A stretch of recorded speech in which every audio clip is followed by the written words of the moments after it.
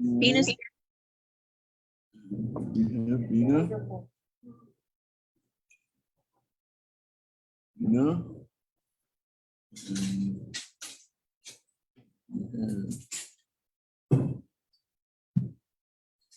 Here gold. Hana.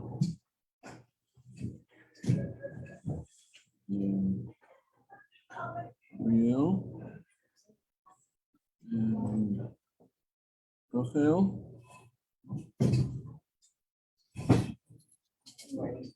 Morning.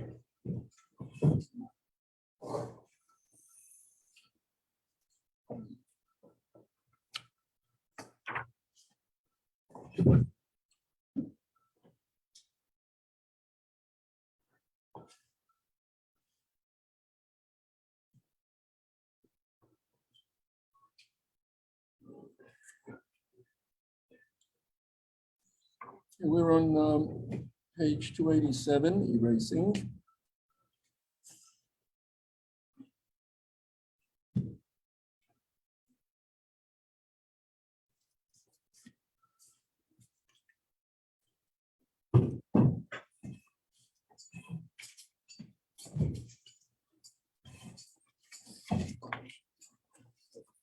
'87.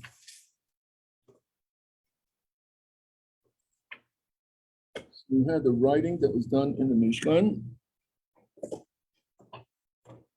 That was with the to line up the boards that were the structure of the Mishkan in order to, when they reassemble it, it should be able to be placed in the proper order. So you had two letters. And then, in case the letter didn't come up well, they would erase it and then rewrite it. So erasing is also one of the Lamites Malachas.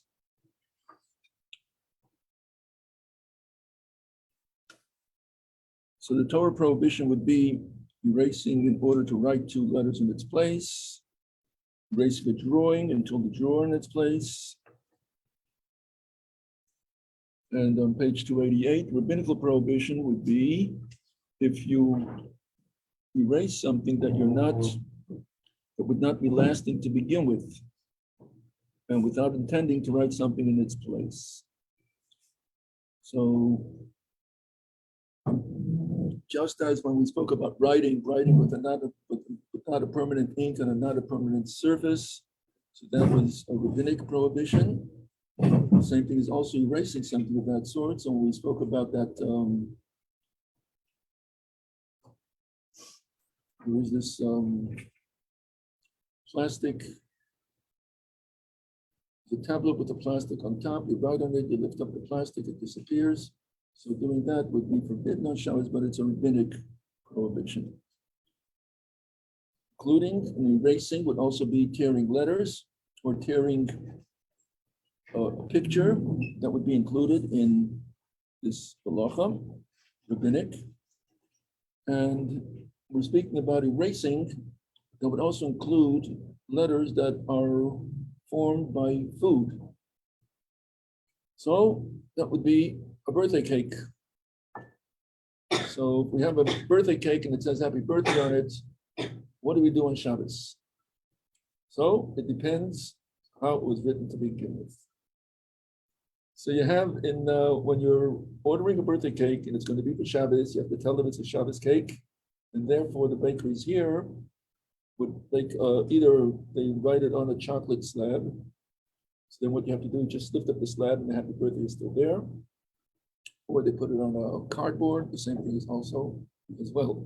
So that's what you have, if they are going to be making a Shabbos cake, that's what they're doing, this community. If you're buying a Shabbos cake that was not made, if you're making a birthday cake not for Shabbos, then you'll have happy birthday that's written on the cake.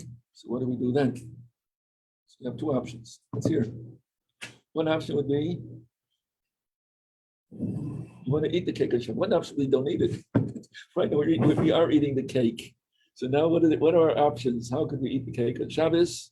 Two ways. One would be cut the cake and leave the happy birthday in the center and don't eat that part. The second option would be, what happens if you want to eat the whole cake? What's the next option? What you do is make a slice with a happy birthday on it, put that on a dish. Now you have the rest of the cake without the topping to it, without the happy birthday. So those are the options that we have. Yes. You have to like take off all the icing and some of the cake. No. You could just take off the icing that has the writing on it. Just slice that off a little piece. In case you did slice it and it fell apart, so no transgression was done because your intention was to remove the writing intact. That's your intention. The fact that it didn't turn out that way, so it's not a psikration, it was nothing that was definitely going to happen that way. So you're not liable for it because that was not your intention. Just as we spoke about walking in the grass and unintentionally some grass gets caught in your sandal and it rips it out, you did not transgress anything because your intention was not to rip out the grass when you were taking every step. It wasn't going to inevitably take place that you're going to be ripping it. So same thing also would be with the cake. Now on page 290, we have now biscuits that have letters carved into them. You have some of the tea biscuits, and they have letters carved into them. Can you eat them on Shabbos? Is it, here we go. Okay, we have now a sample. What does it say there, Kenem? It's specialty. Specialty, okay. Now, do we eat this biscuit on Shabbos? So this is controversial. There are opinions. Is it okay? I just There are different opinions concerning if you are permitted. So what would be the reason to eat it would be because you're not erasing it, you're putting it in your mouth, and that's a manner of eating. You're not trying to erase it. The others say that since it is letters, you know that you're going to be breaking the letters, so you are erasing. So that's something that's controversial, and there are different opinions. The Mishnah Berurah is lenient about it. So in other communities, they are lenient about it. Some people are more strict about it. It's interesting that the Alter Rebbe, when he speaks about making matzah, he says one should not make letters on the matzah, carve in letters on the matzah, because people who would roll their own matzahs, they would all go into the oven. So people wanted to have their matzah that they rolled out, they wanted to have that for their Seder. So then they would carve out their initials in it. And then when they get the matzah out of the oven, they'll look for their initials, and then they'll know that these are the matzahs that they personally rolled out. But so the Alter Rebbe suggests that one does not when they're making the matzahs for Yantiv, not to carve out letters on them because it might make it problematic. So some people, based on that the Alter Rebbe would be more would not suggest that you eat those crackers on Shabbos. So this is again something that's controversial, and I'm not saying one way or the other if it's permissible or forbidden. Is it more like okay for kids to eat stuff like that? With children themselves, we're more lenient about it. If they are going to be eating it, we don't make an issue of it. We don't put it in their mouth, but okay. Now, we have the, on the challah, some of them has stickers on them. So you're going to be slicing the challah, not to cut into the sticker. The sticker has words on them. So again, not to cut into those stickers, one would cut off that place that has the sticker. When you're ready to slice the challah, that's underneath the sticker. Oh, you So- can't take the sticker off. You can take the sticker off also. You could, yes. Okay, opening a book that has letters on the edge.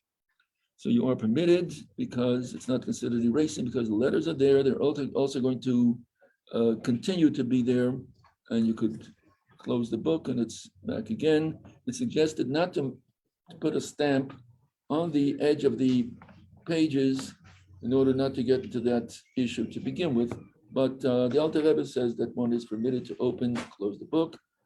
There are those who say that it's forbidden. The Alter Rebbe takes the more lenient view. And in some circles, they'll be more strict about it. Any questions? Next malacha is building, 293. The Mishkan was put together by boards and a covering, a roof with the different curtains, different hides, and you had a structure. So building is a part of the Mishkan. Therefore, the forbidden activities, 293, is building a permanent building or adding to a permanent building or preparing the ground for residence. As a tolda, which is also a Torah prohibition, would be making a permanent tent, attaching anything to a permanent building. Page 294, making a hole in the wall in order to use something, making a utensil, building it from scratch. Rabbinic prohibitions are building a temporary tent or building, and braiding hair, sweeping a dirt floor to fill in the holes in a house or the yard that's outside the house, playing with nuts and marbles in order to on the ground in order to avoid straightening the ground. Now, anything that is going, yes, I was gonna ask if you can make full boards. excuse me, I was gonna ask if you can make full boards on Shabbos. They are, Teleport? yes, that is. Oh, it's when you like put a bunch of,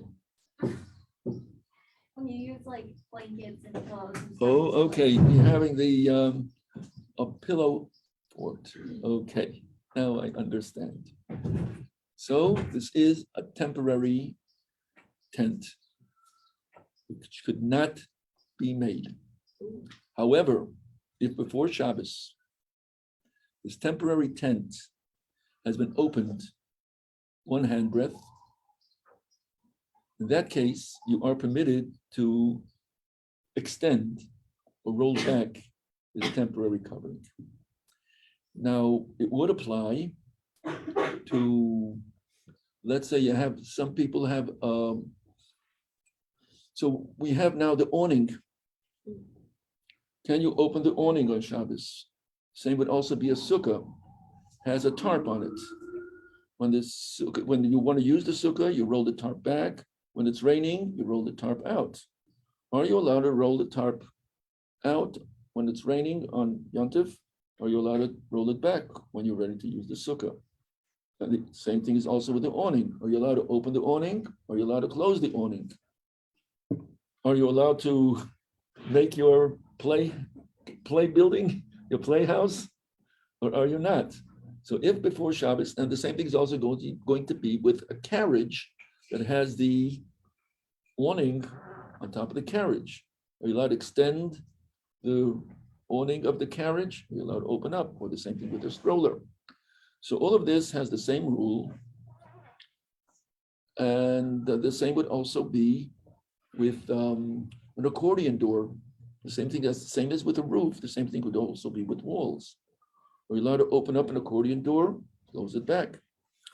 So the rule would be the same, that if a handbreadth, approximately 4 inches, is already open before Shabbos and Yom Tov, then you are permitted to extend it. And then when you're rolling back, you could roll it back until the last 4 inches to make so in that case, what we're doing is a temporary roof or wall, which is temporary, is a rabbinic prohibition. Rabbanan did say you are permitted, you're not allowed to make one to begin with, but you are permitted to extend an existing a covering or tent, or the same would be also with an existing wall that's temporary. So the same thing also would be with an accordion door. You would close it until the last handbreadth. If it is a handbreadth open, you extend it. The same thing is also with the carriage. Same thing is also going to be with the our little house that we're making out of clothes and a blanket over it. Yes. So for the last rabbinical prohibition, are we allowed to like play with marbles now? Okay. Like No. on normal floor? So if there is a carpet on the floor, fine. A mat on the floor, then you could. Same thing on the table, yes. But since originally these games were played outdoors. So therefore they did not want to, they wanted a person should remember that it's not an outdoor game. They tell you could play if there's a carpet, and you say to yourself, why only a carpet? Because it's Shabbos. You could play on the table. Why? Because it's Shabbos. In that case, they're not going to take the marbles outdoors and play there because there's Shabbos rules.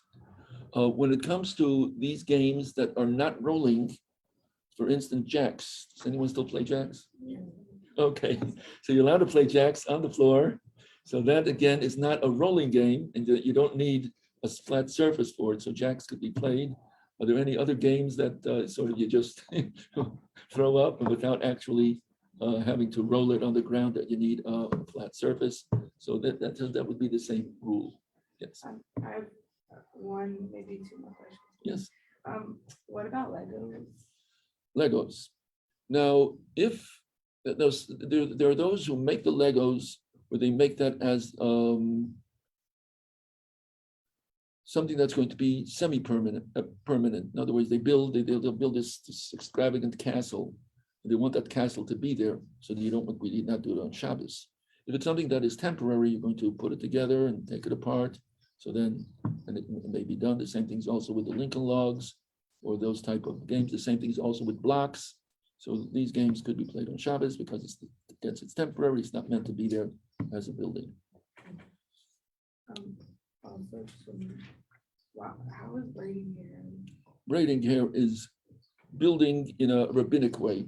You're making a structure, a hair structure, which is going to be very, according to how you make it, you can make very fancy, that's so the same thing is taking it apart, putting it together on Shabbos. Goes into the Like a ponytail? ponytail is not, that's not a structure. That's just to keep it good. That's just bunching the hair together. It shouldn't go over the place. When you're braiding, you sort of make it in a certain style. Now, anything that's attached to the building is considered building. In other words, we spoke about, until now we were speaking about the temporary, the tents, the things that are temporary, but anything that is a part of the building itself is considered the building. You cannot add or take over from an existing building. So let's take some examples. Over here on 294, we have attaching a hook with either glue or air pressure. That itself is also forbidden because you're now adding to the building. The on page 295, replacing a door, window that became detached is forbidden on Shabbos. Replacing a doorknob which became detached is also forbidden. That is considered adding to a building. Now, some people will have their doorknob loose all week. One side, they'll only use one side. Anyone? So this itself is permissible. That is your opener. So it's not you can't put it back on Shabbos and screwing back again. When the doorknob came out, there are two parts to it. There's one part that it comes in different ways. Some of it is you just keep turning, and that's how it attaches to the other side. There are two parts to a doorknob. There's the door, part of the doorknob that has the tongue, and then there's the other one that fastens to it. So if on Shabbos it came apart, you cannot put it back. If the side that still has the opening is still in there, you could use it. But if that part, when you pull the door and that part came out, you cannot now use that as your doorknob. So this would be the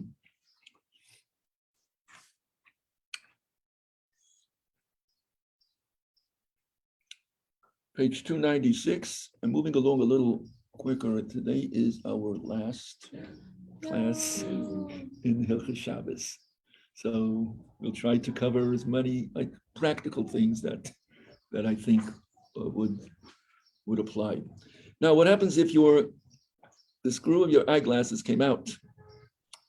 So we have that you cannot assemble a utensil. So putting the screw back on Shabbos is forbidden. What happens if a lens comes out? So it matters how strong that lens is throughout the week. If from time to time your lens comes out, you just put it back in, you keep taking it out, taking it in. It's something that's not very firm and not that you're going to make it permanently. So then if it came out on Shabbos in one of those times, then you could put it right back in. Now, you have on 296, the last paragraph, if you have the tables that have an extension to it. Can you open the table and then put the extension in and then fit them into the pegs and then close the table back so it'll be snug? And the answer is yes, because it is meant to be taken out, even if you're going to leave it that way, but that is not something that is considered building it. It's just taking a part that is meant to be there, and therefore you could do that on Shabbos. And the same thing is also if you want to make the table smaller on Shabbos, you can take out that section. As far as the on page 297, closing a jar that screws together, that is permissible even if it's strongly closed, because it's meant to open and close. It's not meant to make that into utensil. Same thing as closing the thermos. However, assembling a baby carriage or stroller, if a wheel comes off, that cannot be put back on Shabbos. You have the book stands that there's some that just hook on. Let's see, just opens and closes, so that's not an issue. Even those that have a screw to it, when you make it a certain height and you close it with the screw, that would also be permissible because it's meant to be lowered and lifted according to the person who's using it. So that is fine.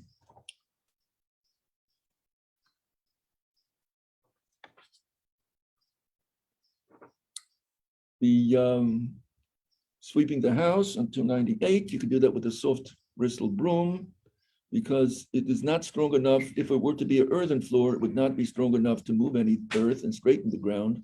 So even though now our homes are paved, they have coverings to them, but still that rule still applies that you use a soft bristled broom.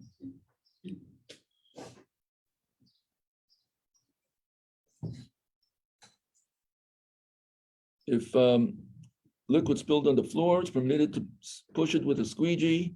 I don't know if people use here squeegees. That's something more for Eretz soil. This book was written in Eretz soil, so squeegee is a part of life. Everyone has yeah. So here in America, I don't see anyone ever selling squeegees, but anyway, so you're allowed to use the squeegee. Tiny ones for like a car. Oh, yes, but not the ones that they speak about here.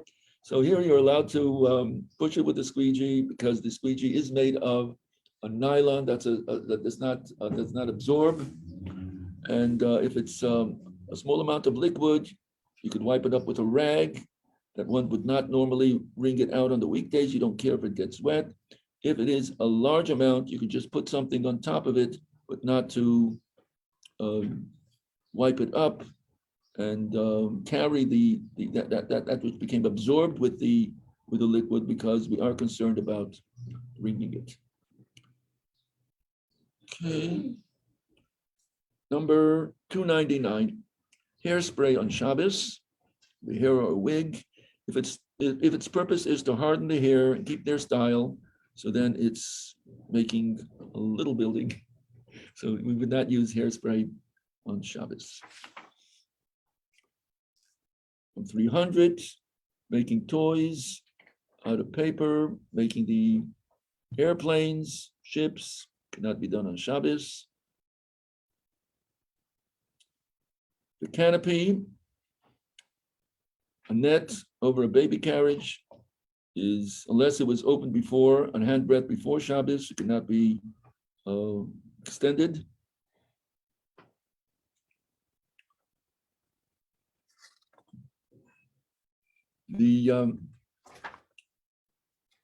Now, what about, you have the different folding items. This is on page 302. You have the reclining chair, a folding bed, a folding table, a playpen. Are you allowed to open it or close it? The answer is yes or no. We could open it. It's not meant to be used underneath, so it's not a tent. A tent is meant that someone underneath uses it for shelter or to block the sun. In this case, it's not being used for as a tent. It's already fixed. You don't have to make a wall and a roof. So you could open it already. Okay. Any questions on this? Yes. Just to clarify, you're allowed to, if there's like a tent or like a shelter already laid before Shabbos, you're allowed to go into it, right? Yes. Okay. Yes. Yes.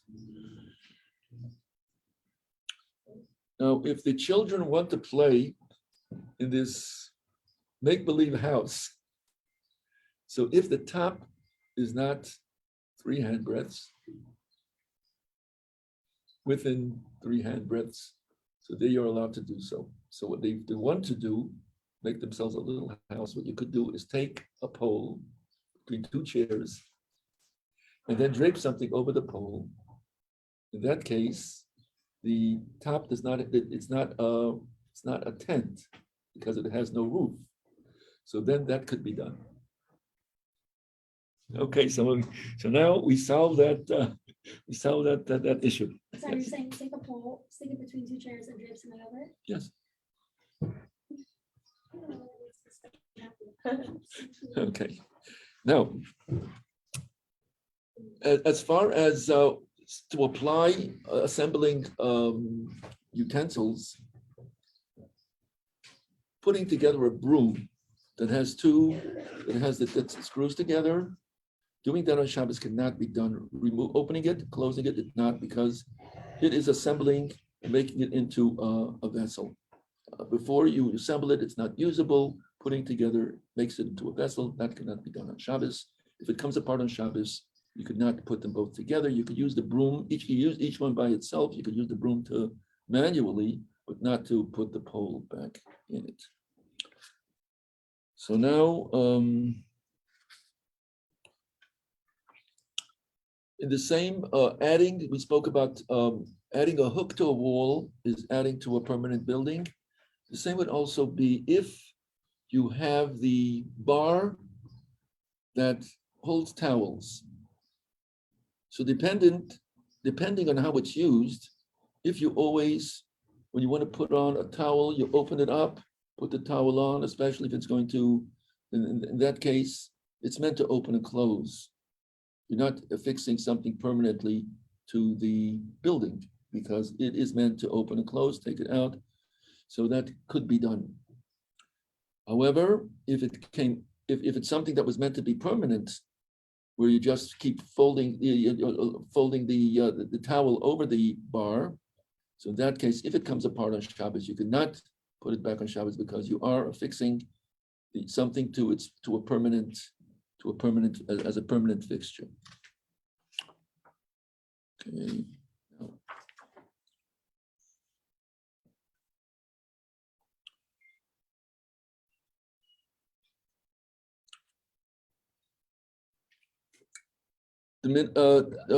demolition,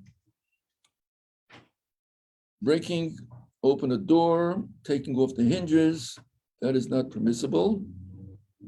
However, if on page 308, if a child is locked behind the door and the child cannot get out and the child is in terror, you do whatever it takes to get that door open. We are going to take that child into consideration very strongly, and as soon as possible, we do that to that child. So then again, you try to speak to them and try to have them open the door themselves. So, but the child is not going to, and it's not going to work.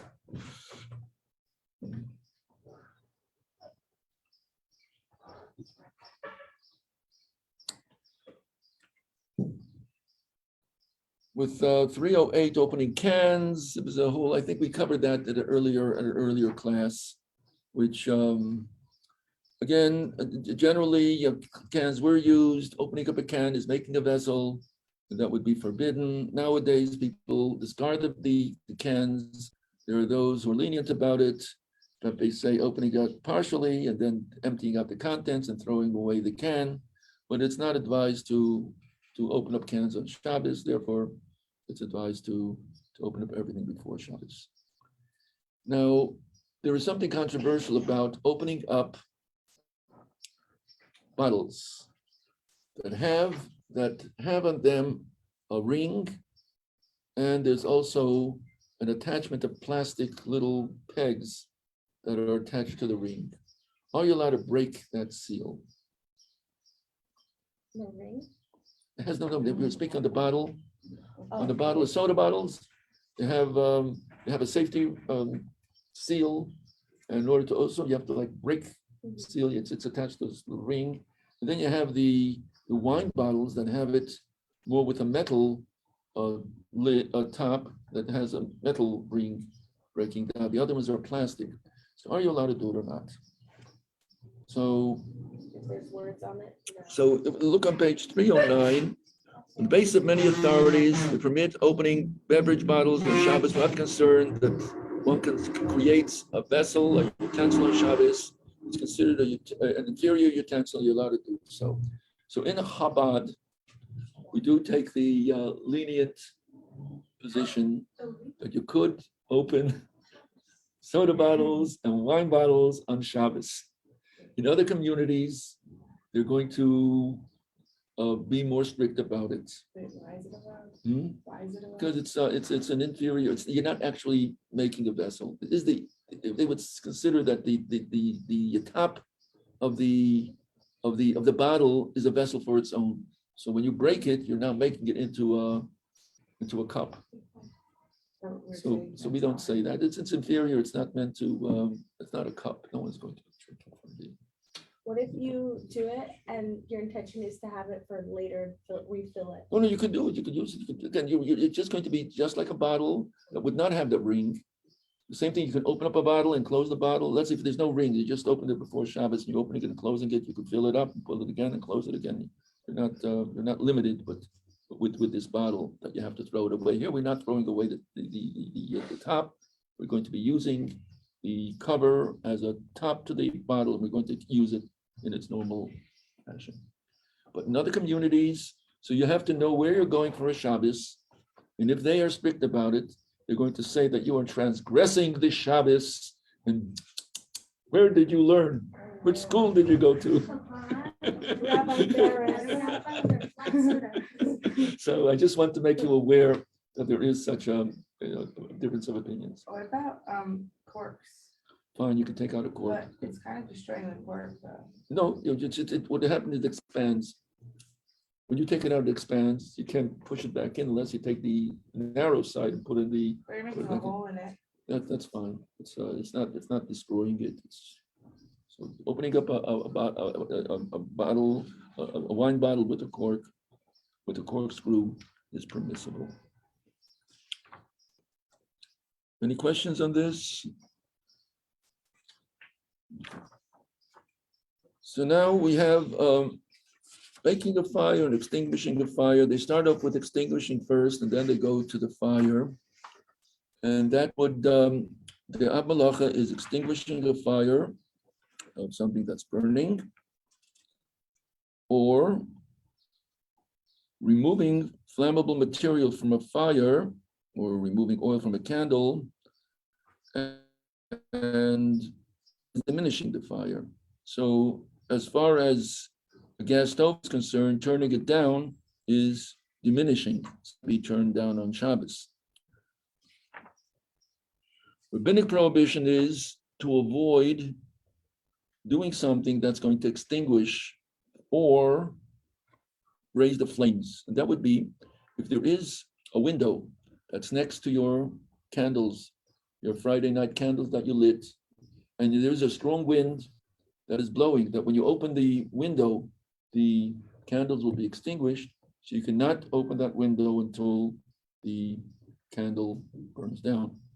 If it is such that they have a glass guard to it, by opening the window, it's not going to affect the candles. So then you're not limited. The same thing is also with the door. You're opening the door, and the door is going to have a strong wind come in and extinguish your candles. So you have to be aware of that situation. We treat gas, electric the same as gas, that extinguishing is closing it and be both the same category. Now, we have the Friday night candles. You have to be aware not to make it into a safety hazard, which means that if you have the tea lights and you have napkins that you're putting out, and there's a wind is going to blow or someone is going to go through quickly, the napkins are going to fly and could go into the tea lights. So then you have a concern. So make sure, and this is something that usually if the fire starts, it's going to be with a napkin. I mean, did anyone have that experience that a fire started at the table? Baruch Hashem, not. But again, anything that would make it happen would usually be a napkin that goes flying. So you have to make sure when you're setting the table and you have the lights, the Shabbos lights there, to make it sure that's not going to catch on fire.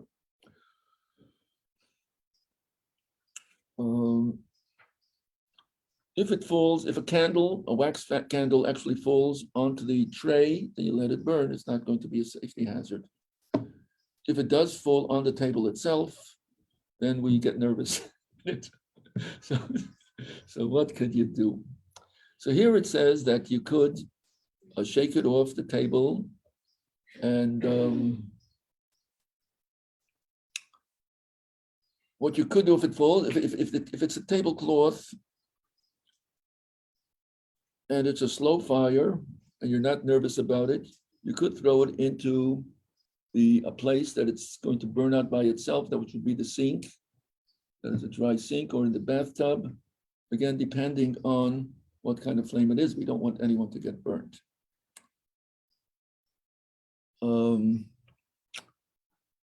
What you're allowed to do is prevent the fire from going further. And this is on page 313, which is to, if the tablecloth caught fire and you can't remove it and get it to a safe place, then you could pour colored liquid, which will not be whitening the tablecloth, around the burning spot. And when the fire comes to that spot, it's going to go out. You didn't put it out, you prevented it from spreading. That is permissible. You could also take towels or rags, pour liquid on them, place them next to the fire, so when it reaches it, it will also go out. So you're saying colored liquid or uncolored liquid? We try to avoid water. If it's juice, wine, any other color, because we don't want to. Again, in this case, sounds a little, nervous, but we don't want to whiten the tablecloth.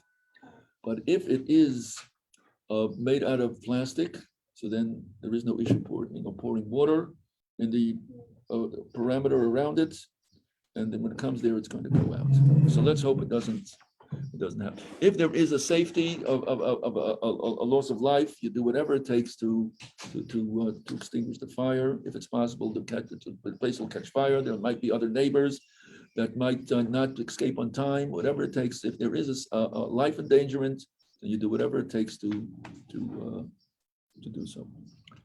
Interesting, gotta keep in mind, like if the liquid should be preferably colored liquid, we don't want to be using alcohol. No. You really don't. No, don't. Oh, no, so you said wine. That's why I said wine. I said wine, and I think that's a mistake. Okay, I thank you for that. Okay, so fire safety, okay. Now, Okay, can you give us a rundown on this?